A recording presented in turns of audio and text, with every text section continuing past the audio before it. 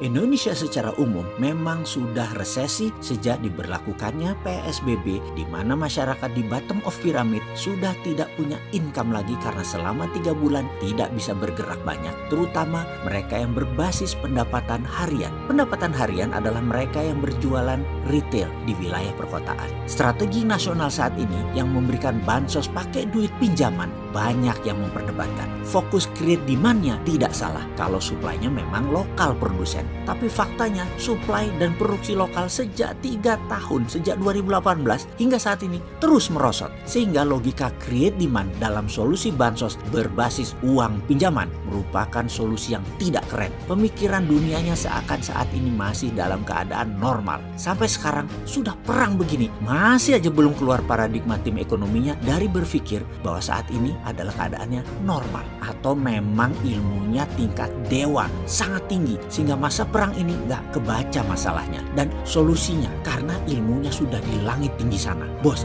ini perang bos, itu virus corona masuk dalam biological warfare. Penanganannya perang ya kayak perang, survival of the nation mode yang dipakai. Ngerti nggak sih survival of the nation mode? Langkahnya bukan pemadam kebakaran. Waduh, bagaimana sih mau nolong negara ini kok susah bener bikin ngerti para pejabatnya. Gini deh, sekarang kita masuk ke awal masa resesi. Kalau dalam definisi resesi versi NBER, National Bureau for Economic Research, kalau 2 kuartal berturut-turut mengalami pertumbuhan minus, maka kita menjadi resesi. Kita tahu kuartal pertama tahun ini mulai bergerak turun, Januari Maret, dan padahal itu belum dideklarasi masalah COVID. Lalu April sampai Juli kuartal kedua kita minus. Kuartal ketiga Juli sampai September bagaimana? Masih ingat sih mengapa si Bosman ini selalu berkata hati-hati bulan September? Ada apa dengan September? Oktober bisa diumumkan kira-kira. Dan pengumumannya apa? Indonesia resesi. Solusinya gimana supaya nggak resesi?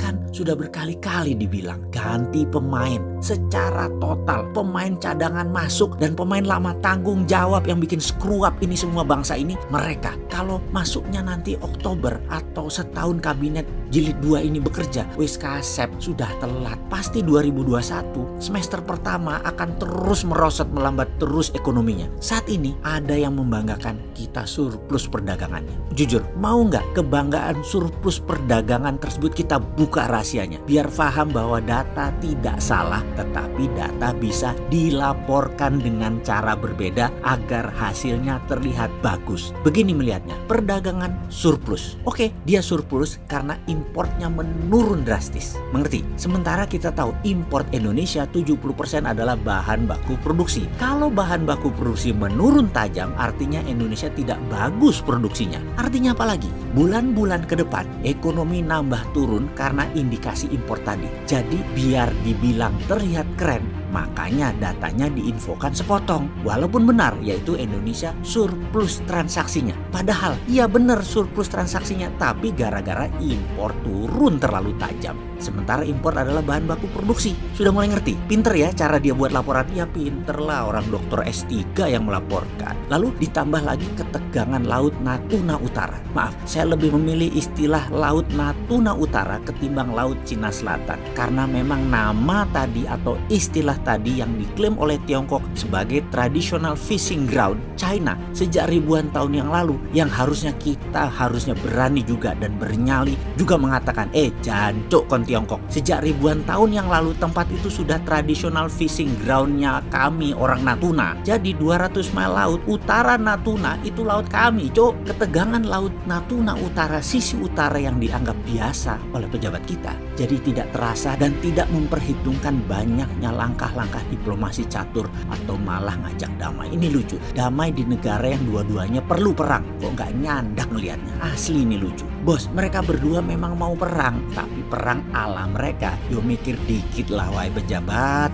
Jangan polos-polos banget bernegara itu. Xi Jinping itu punya kartu truf untuk Biden. Biden dan anaknya itu pendosa yang kartunya sudah dipegang Xi Jinping. Oke, kita ajari pakai bahasa vulgar sekalian, ben ngerti sampean iki. Gini melihatnya, ada pejabat pas lagi kunjungan ke luar negeri, malamnya dikasih cewek bahenol seksi.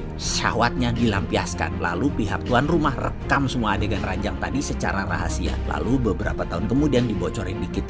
Ingat nggak adegan ini ke pejabat tadi? Langsung itu pejabat bagai kerbau dicucuk hidung. Nurut sama bohirnya sudah. Mati aja lo kalau udah kayak gitu. Pejabat di banyak negara yang terima suap Tiongkok itu lebih dari 70 negara di dunia ini, dan lengkap dokumennya pihak Tiongkok punya. Kapanpun mereka pakai bisa. Di sisi Biden sama persis. Sehingga Xi Jinping akan bilang sama Trump, lu mau jadi presiden lagi? Huawei 5G Cina yang kontrol ya. Gue beli gandum sama kedelai lu bulan September Oktober tahun ini biar dapat dukungan dari para petani yang merupakan 20% suara rakyat Amerika. Kemudian persis seperti Rusia, dalam satu malam sebelum Pilpres 2016, segala dosa Hillary Clinton, email-email negara yang masuk ke ranah pribadi Madam Secretary disikat sama Rusia, disebar. Bubar langsung kepercayaan terhadap Hillary dan Trump menang. Apa Trump nolak tawaran Xi Jinping itu? Pasti disambut baik dan perang dagang untuk sementara posisinya draw sama kuat. Trump presiden lagi. Mungkinkah dengan strategi begini ternyata Biden tetap menang? Lalu Tiongkok bagaimana? Adalah langkah Tiongkok yang tetap bikin Joe Biden nggak bisa apa-apa. Malah negara lain kejepit efeknya. Tahu kan langkah Biden dan Tiongkok apa? Terus Indonesia bagaimana?